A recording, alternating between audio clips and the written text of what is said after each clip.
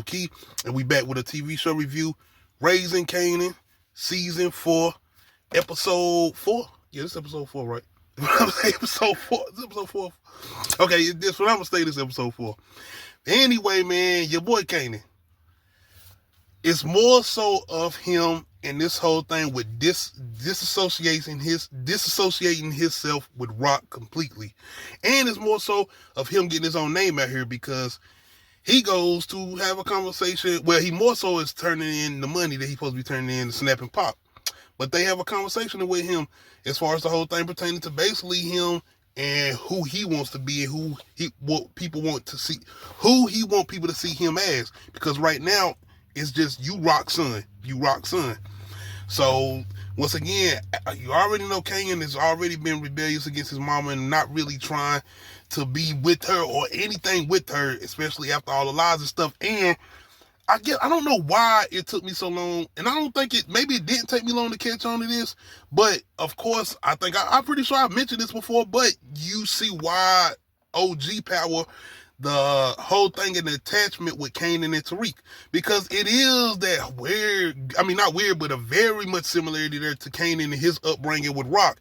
And you look at the way Tariq and Ghost, the fact that Rock was trying to not have Kanan a part of what she was going on and have him in school and doing what he was supposed to be doing, and the fact she was taking care of him, he was very well taken care of. He didn't have too much, nothing to worry about outside the fact that it didn't seem like it seemed like he knew more than what was going on, and she didn't keep too much away from him. If anything, she let him know what she was doing, but she let him also know that you weren't going to be a part of this. So the difference is that Ghost completely was just not isolating Tariq all the way. But definitely both of them having them similarities as far as not needing to be a part of it, but seeing that, okay, I see what y'all doing, and I want this too. This is the life I want to live. I don't want to go to school. I don't want to. And even I remember this thing, I think it's from the last episode. Maybe it's from this episode, but if I'm not mistaken, it's from the last episode where Kanan tells Rock, you really think I was going to be good, going to school and be this good kid after everything that y'all do, especially you? But yeah, man, Kanan is really trying to come into his own, and it's more so of him, and I would say more so of him being in the streets and who he's going to be and who he wants to be. And we've seen this since season 1. Outside of that, him and his girl, man, and you see she actually really likes him. Like, she loves this nigga. And it's the whole thing where her having a conversation or trying to have a conversation with Jukebox because she let Jukebox know how much Kanan loves her and is giving more emphasis on that relationship that they have and going into even the OG Power and just getting to the Knicks of what's going to really bring that turmoil to their relationship. But you also know how much they love each other. You even know this going into the OG Power. But yeah, Kanan's girl just trying to, you know how that relationship is with Jukebox and her, being that they was in that group butter, and the fact that she had Jukebox jumped. And I love the way Jukebox said, they tried to cut me. They could have like killed me. Y'all, we were fighting on the fucking subway. But she is trying to put that effort for it, and you see how much she is invested in being with Kanan. And the fact that she keep trying to tell this nigga, you don't keep the work at the spot you lay your head in. After especially your boy done ran in on them. Speaking of Unique, once again, your boy is out here on a whole revenge. And the thing about him going to pick up this nigga, come on, bro. And I would think they gonna have some type of security at these spots that Rock got her product coming out of. So Unique goes get one nigga, just one. And even this nigga, I'm thinking like, bro, you ain't thinking like, okay, we hitting Rock spots. You know who Rock is. Why would y'all think this is gonna be a good idea for just two of y'all? And y'all ain't even going after no product or no money. Y'all just going in here to cause chaos. This nigga dies immediately, bro. As far as the dude Unique takes with him, which was an ex-employee that actually it's just the dude that Rock had come in and gave Unique his spot, actually. And I think that was season 2 or whatever. But anyway, they go in on this goddamn just random ass trying to do whatever he can do to take Rock down because of her stealing his shit or whatever as far as Unique. And damn near getting himself killed too after already supposedly being dead. But he ends up getting away and he ends up trying to come up with his own type of plan and going back and reconnecting with one of the Italian people. You know, the one that Marvin had killed as far as Sal, if I'm not mistaken. So he ends up linking up with Sal's wife. So I'm thinking this is where he gonna get maybe a little extra help from some of Sal's old people. Being that that whole they ain't got. I'm thinking that whole thing is done with Stefano and whatever Sal had going on, being that he's dead and his son. So once again, your boy, he seemed like he ready to come out here and pop out and show his face too. And even with him and his homeboy, his cousin, whoever he is supposed to him, as far as early, he telling them like, nigga, stay invincible. This is the whole power you have right now. That's why Rotterdam can't figure out, because as soon as they do figure out it's you, they gonna put everything they got into getting to you. And you ain't really got no muscle behind you, Unique. So, you know what I'm saying? But he's not really thinking like a rational right now anyway. And this is the whole thing with him supposedly being like just out of control because of what he done went through and almost dying by the hands of his brother, whatever. And once again, he can't really take that revenge out on his brother, being his brother already dead. So it's the whole thing with Rock. So yeah, your boy out here still on his Michael Myers / John Wick shit. So yeah. Lou and Bree Rilla, man, I keep telling y'all, bro. Please, Famous, where the fuck is Famous at? Please bring Famous back. The streets need a new song. The streets need a new rapper. The streets need something. But we don't need Bree Rilla. Yo, y'all could have got somebody else to play this role, dog. Like, it's getting worse in the Empire now. Like, god damn, the songs they play don't even sound like some 90s shit, like some hip-hop shit. The shit just sounds, and it's his rapping and that nigga party, bro. No disrespect, but nigga, no. Especially on some supposedly throwback 90s New York beats. No. Damn, let me get that out the way with my Bree Rilla rant. Y'all got to do something with this. I hope he don't get, I'm sorry, but take this character out this season. Let this be a crucial blow to Lou or some shit to get him back into the fold. I don't know. I'm sorry, Lou. I'm sorry. Speaking of Lou, though, man, the guy he's working for as far as the record owner or whatever, he's bringing in somebody from the pop side of things, and it's pretty much for promotion, but she's pretty much trying to come in and tell Lou that you pretty much got a lot of like just straight raps, just rap songs or whatever. You need a single, you need a hit single, you need something that resonates with everybody. And that's what she was saying with the whole thing with comparing the Famous. And this is the whole big mystery. Famous, is this nigga dead? Because I ain't even thinking about that. I'm just thinking he's gone, maybe even witness protection.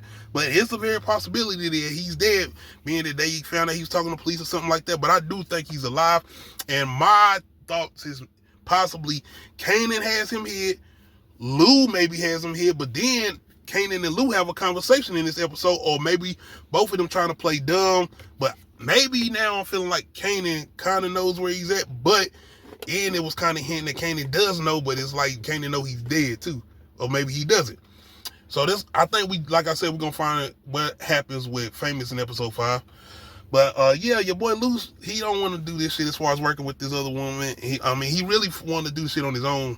And that's what he trying to tell old buddy. Well, old buddy trying to tell him we a team, we can do this together. And it's true, because this, they gonna need some type of help with this Bree Rilla bullshit. That shit, man, trash. Trash. But Marvin, Hitman Marvin, bro. Not only is he doing hits with Stefano now, he's doing it, because he's pretty much is the muscle with Rock now, being that Lou is pretty much out of the fold now, just doing the legal shit as far as his music or whatever. But they pretty much are trying to she's trying to get her own shit going as far as being the supply, and she's not trying to work through anybody or trying to have a plug. She's trying to be the plug. So that's what she got going on, and outside that, her spots are still getting hit. She don't know it's unique, and she's still trying to figure this shit out. But yeah, she's trying to go talk to the main source. And this is a funny ass scene, because not only that, it's showing not only the paranoid Rock, but it's right. It's like, nigga, she goes to meet this guy that's supposed to be connecting her to the main source, but he don't want Marvin around, or nobody want her to be by herself. So she has to go through this whole process where she's going through back doors, going into a car, and she goes through all this shit just to get to the source for him to tell her, like, I'll be in touch. Like, like damn. So it's going to be interesting to see how this goes.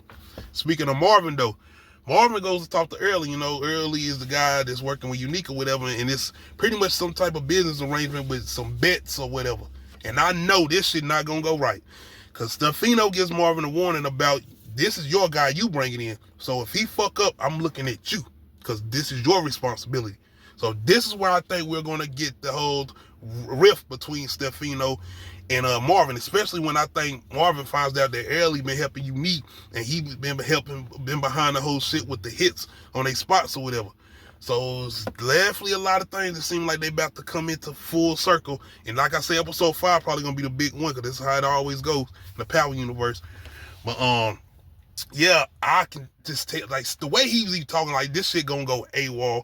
And I wonder if this gonna be our death for Marvin. We got some more with Marvin too. Speaking of though, Jukebox, man, she's still out here trying to, do a thing as far as just trying to find herself. And she does still going to this club, the spot where all the women or whatever, being that, she likes women or whatever. And she knows somebody that does like her, but it's a relationship and a bond she's building with these 2 other women that she first met when she got to the spot.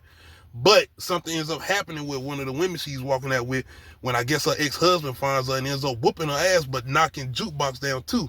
So then we get a whole thing with Jukebox going home and Marvin seeing this shit. And I was at first thinking she wasn't even gonna say nothing. She was gonna get her own get back, but she tells Marvin, and they go confront the dude at the apartment, but the shit don't go right because Marvin whoops his ass. But the nigga, I thought he was gonna pull a gun because I knew I knew something was gonna happen. But he ends up pulling a knife and damn near killing Marvin.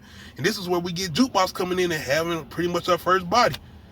So shout out to 50 in the narration again, because this once again is kind of us going down that arc. And Jukebox trying to figure out what she want to do, and maybe this is being her thing. And I ain't necessarily saying her killing people, but just finally indulging in the street life, especially with everything that's going on with her family. And I want to go back to something too, because we started this episode off with Rock, because you know what happened last episode with the whole conversation at the dinner table and her mother revealing that the cancer and then she's dying or whatever. And another thing as far as Rock and her mother having this conversation, and I don't think nothing really happened with Rock as far as nothing, as far as any abuse. I think it was the whole thing with her father and him killing himself. So I think that's what it is. And then it's the way her mother, I guess, was acting before he died and after he died, and the way she treated them or whatever. And you see a lot of that with that anger and Rock and her saying she just wanted her mama or whatever. And I think the whole thing with her mom is saying she just wants some type of forgiveness before, she died or whatever, from the cancer or whatever. So that was a very good conversation, interesting one too, because it gave me some clarification, because I was thinking some type of abuse or something that happened. But it's more so of her not being the best mother as far as Rock's mom or whatever. So this is definitely a good episode, man. Another good one. So it's definitely going to be interesting moving forward. And another thing, I forgot to mention that your boy Kanan, like I said, he out here having a conversation with Snap and Pop. He goes to try to talk to Stefano. Stefano put his ass in place. And it was real too, because it was like, nigga, you out here. And the reason you even really still alive, Nick, because you Rock's son. And that's the thing. But I still see where Kanan's coming from. And the fact that this nigga, she shot his father that he didn't know about in front of him. But that's going to be another interesting thing, because I wonder if a situation ends up happening with the whole Marvin thing and Rock, and where Stefano might ends up wanting to, okay, you want to do this, you want to take this, I'm going to go fuck with your son then. So that's going to be interesting. But y'all let me know how y'all feeling about this recent episode, man. Make sure you hit that like button, make sure you hit that subscribe button, and make sure you hit that notification bell, let you know when I upload new videos. Other than that, we out.